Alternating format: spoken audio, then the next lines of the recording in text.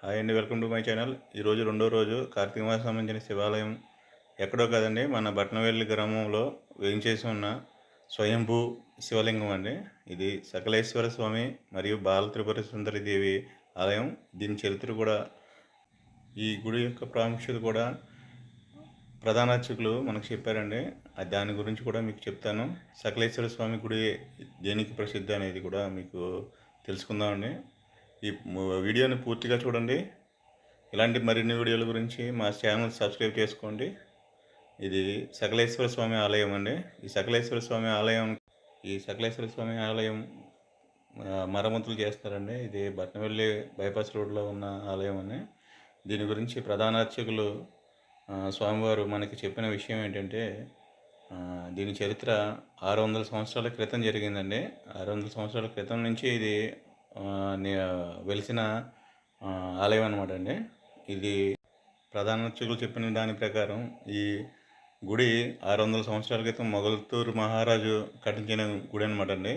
మునిపల్లి అనే విలేజ్ ఉండేదండి. మునిపల్లి విలేజ్ అనే పేరు ఎలా వచ్చిందంటే, మునులు ఎక్కువగా నివసించి తపస్సు చేసే ఊరు అనమాట అండి. ఇదంతా ఉన్నదంతా అడవి ప్రాంతం. ఈ అడవి ప్రాంతంలో అక్కడ మునిపల్లి అనే గ్రామంలో మునులు ఎక్కువగా నివసించే ప్రాంతం అనమాట అండి. ఒకానొకప్పుడు మునులు జీవించిన ప్రాంతంలో ఒక మునికి కలలో ఇక్కడ మర్రి చెట్టు త్వరలో నేను నివసించాను అని చెప్పేసి శివుడు కళ్ళలోకి వచ్చి చెప్పారటండి. ఆ కళ్ళలోకి వచ్చి చెప్పినప్పుడు మొగల్తూరు మహారాజు గారికి ఈ విషయాన్ని మొగల్తూరు మహారాజు చెప్పగా, మొగల్తూరు మహారాజు బొటల నుంచి వెతికించగా, ఇక్కడ అడవి ప్రాంతాన్ని అంతా వెతకగా, ఇక్కడ మర్రి చెట్టు త్వరలో శివలింగాన్ని బొడులు కనిపెట్టండి ఆ మునులకు చెప్పగా, ఆ మునులందరూ ఇక్కడ ఉన్న మన ముక్తేశ్వరం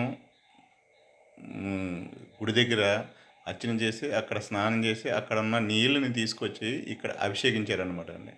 ఈ అభిషేకించి దీనిని పునఃప్రతిష్ఠ చేసి, ఆ మర్రి చెట్ల త్వరలో ఉన్న శివలింగాన్ని తీసి గుడి నిర్మించారన్నమాట అండి. ఇది నిర్మించిన వాళ్ళు మొగల్తూరు మహారాజులు.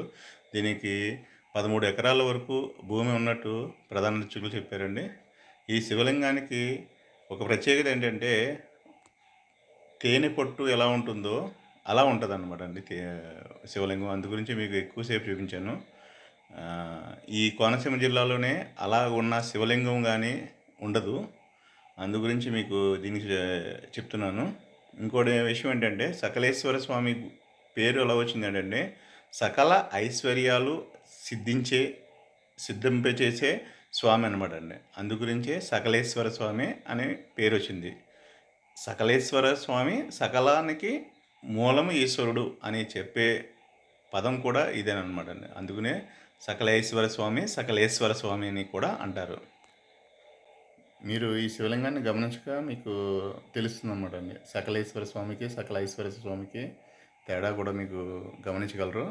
దీనికి ముందుగా వెళ్తే మనకి వల్లీస దేవసేన సమేత సుబ్రహ్మణ్య స్వామి గుడి కూడా వేళ్ళెక్కడించారండి. అది కూడా దర్శించుకోండి. ఓం నమ శివాయ.